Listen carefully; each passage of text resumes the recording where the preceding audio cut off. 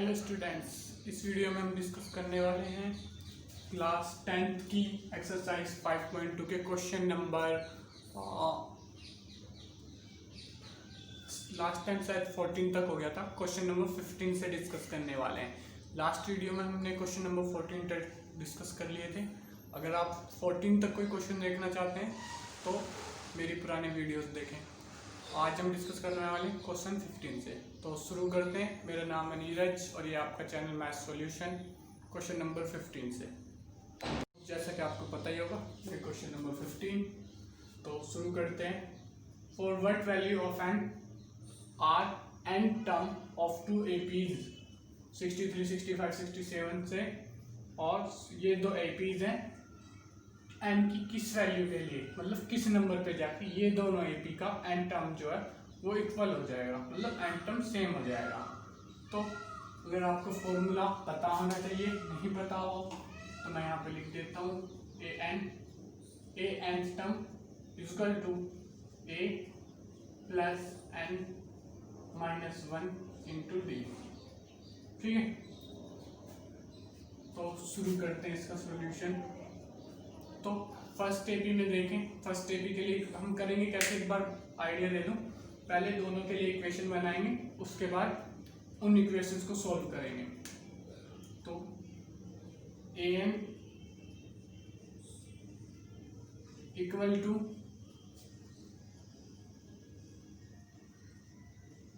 ए यानी कि 63 plus N minus 1, N तो पता नहीं है, डी निकाल लेते हैं हम। D equal to 65 minus 63 equal to 2। D यहाँ पे 2 निकला है फर्स्ट वाली एपी के लिए, यहाँ पे लिख सकते हो फॉर फर्स्ट एपी। ठीक है, तो ये है ए एन इक्वल टू डी क्या है 2, तो ये हो जाएगा 63 प्लस 2n माइनस 2। तो यहाँ से ये इससे सोल्व हो जाएगा, ये हो जाएगा 61, ये माइनस होके plus 2n equal to a n, equation 1। ठीक है, फॉर सेकेंड एपी ऊपर भी लिख सकते हो आप, first AP second AP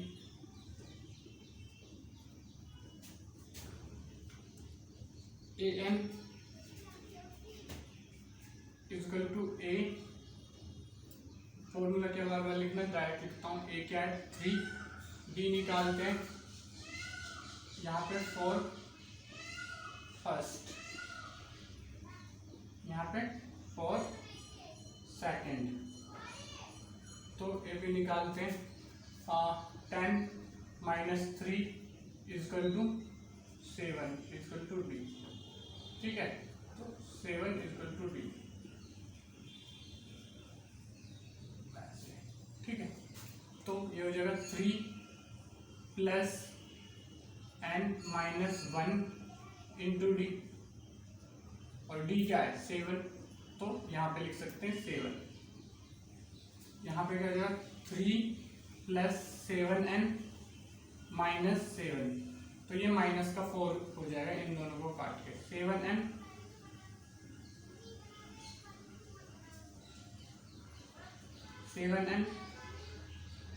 minus 4, क्योंकि प्लस माइनस माइनस, और ये हो जाएगा माइनस का 4 सॉरी।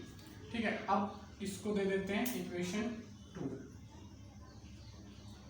अब देखो, क्योंकि इन्होंने कहा है एन ए एन टर्म बराबर हो, एन टर्म ये वाला है, यानी कि ये दोनों बराबर है।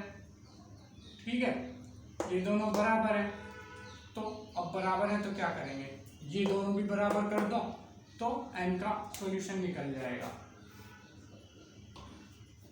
तो लिख दो यहाँ पे because n term is equal, so 61 plus 2n equal to 7n minus 4। ठीक है, अब इसमें से n की वैल्यू निकाल दो, n की वैल्यू निकालना कोई बड़ी बात है नहीं। ठीक है, तो 4 को इधर ले आओ, 2n को उधर ले जाओ, 4 इधर आएगा प्लस का, 61 प्लस 4, n उधर जाएगा माइनस का क्योंकि इधर प्लस का है, 7n माइनस 2n। इसको आगे सोल्व करेंगे यहाँ से तो कुछ ऐसा आ जाएगा, ये 65 इजकल टू 5n, इधर आ जाएगा ये 65 अपॉन 5 इजकल टू n, तो ये आ जाएगा 13 इजकल टू n। तो लिख देंगे 13th term of both APs are equal। ठीक है, इस तरीके से। अब ये हो गया क्वेश्चन 15। क्वेश्चन 16 डिस्कस कर लेते हैं। Question number 16, determine the AP whose third term is 16 and the seventh term exceed 15 term is 12। तो पहले इन दोनों को सॉल्व करेंगे। ठीक है, सॉल्यूशन लिखा है A सेवंथ यानी कि seventh term is equal to, वहां पे फॉर्मूला लिखा है A प्लस, अब n की वैल्यू तो 7 ही होगी ना, सेवंथ टर्म में n माइनस 1 इंटू डी। तो ये इक्वेशन कुछ ऐसी बन सकती है, मैं पिछली भी पहले भी कई बार बता रखा है मैंने, या ऐसे कर लो, पूरी इक्वेशन लिखनी है तो लिख लें।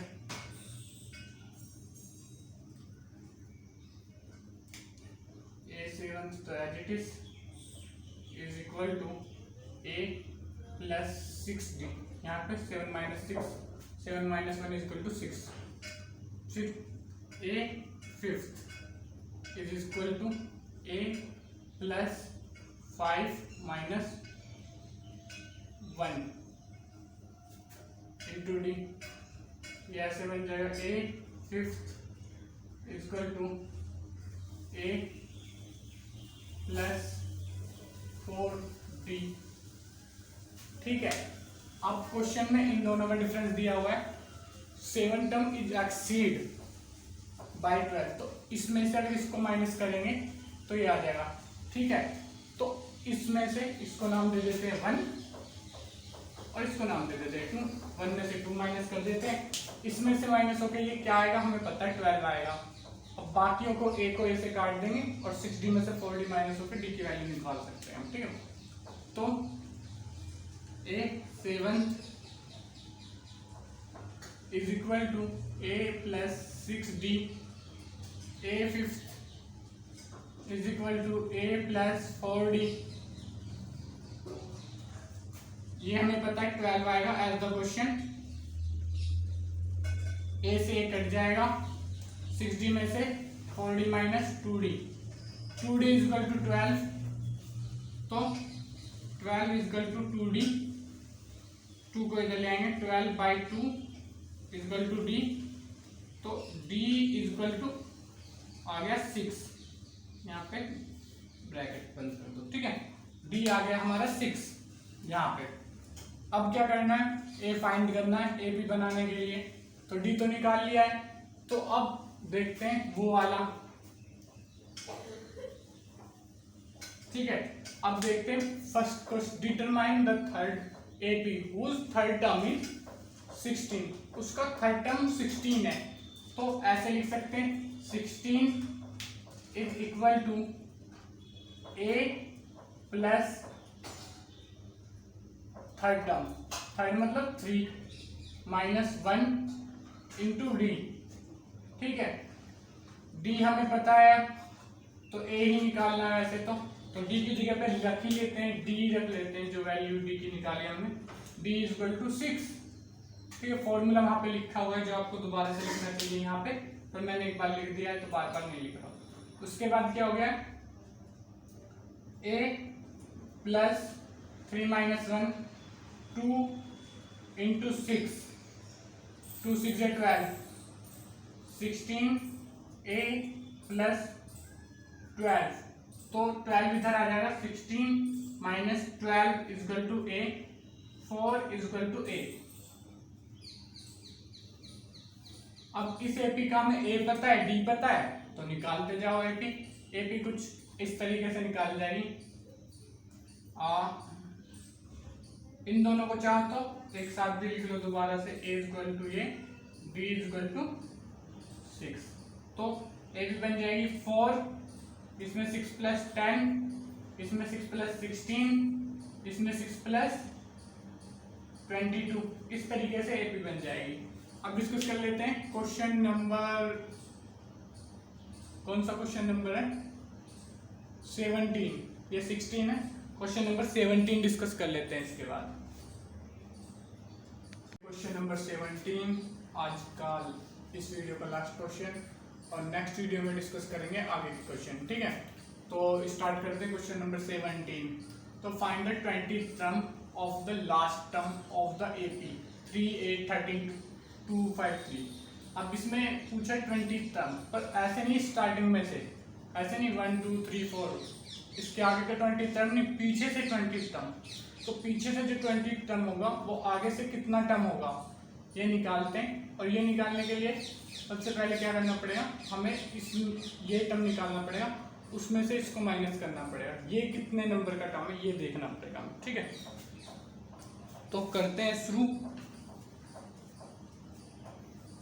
सॉल्यूशन,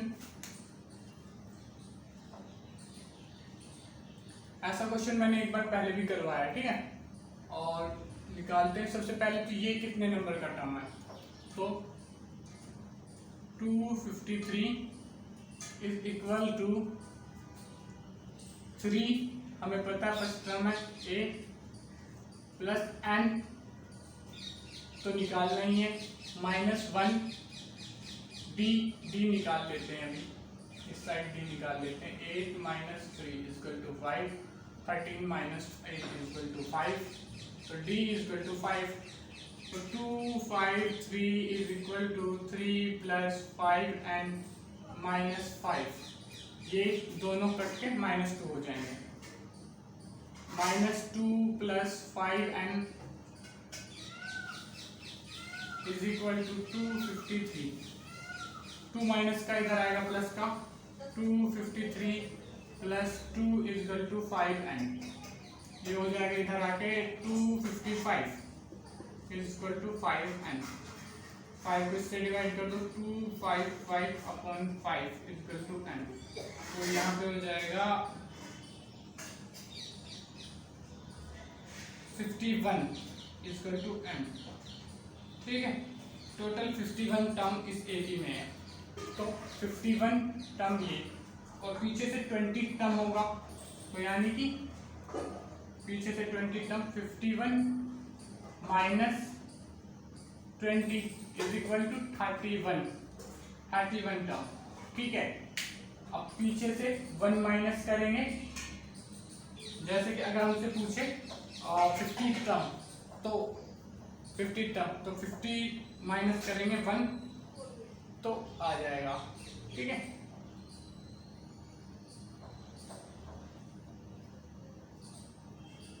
अगर हमें पूछे पीछे से, पीछे से 50 टर्म, तो कैसे आएगा वो 50, ये 51 टर्म है, ठीक है, 51 टर्म है।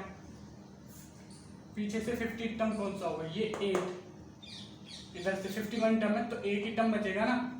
तो जैसे कि ये आया, अगर हमसे पूछे पीछे से 50 टर्म, तो 8 है, अब तो हमें पता है जैसे कि 8 है, तो हमें क्या करना पड़ेगा, देखो उधर से पीछे से 50 टर्म है, ठीक है। तो हमने निकाला कितने टर्म है टोटल 51 में से 50 माइनस करा तो क्या है 1, लेकिन 1 तो क्या फर्स्ट टर्म होगा, नहीं, उसमें से एक प्लस करना पड़ेगा, तो ये कर दो प्लस 1, यानी कि 32 जो टर्म होगा वो 50 टर्म होगा, ठीक है।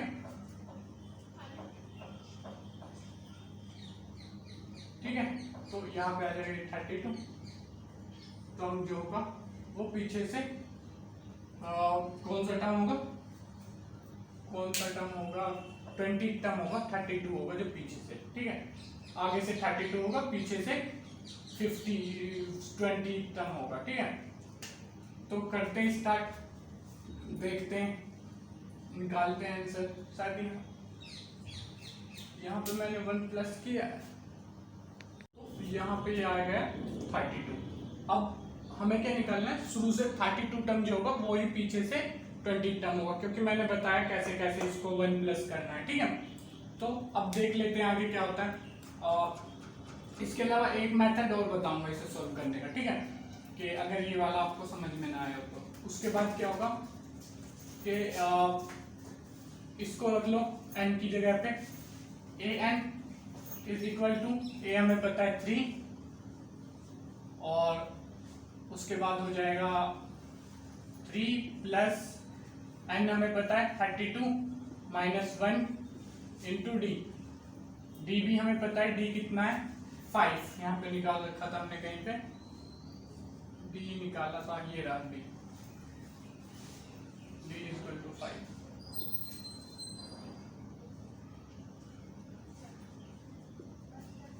तो यहाँ पे 3 प्लस ये आ जाएगा 31 इंटू 5, 31 को 5 से मल्टीप्लाई करोगे तो ये आ जाएगा 155, और ये हो जाएगा 158।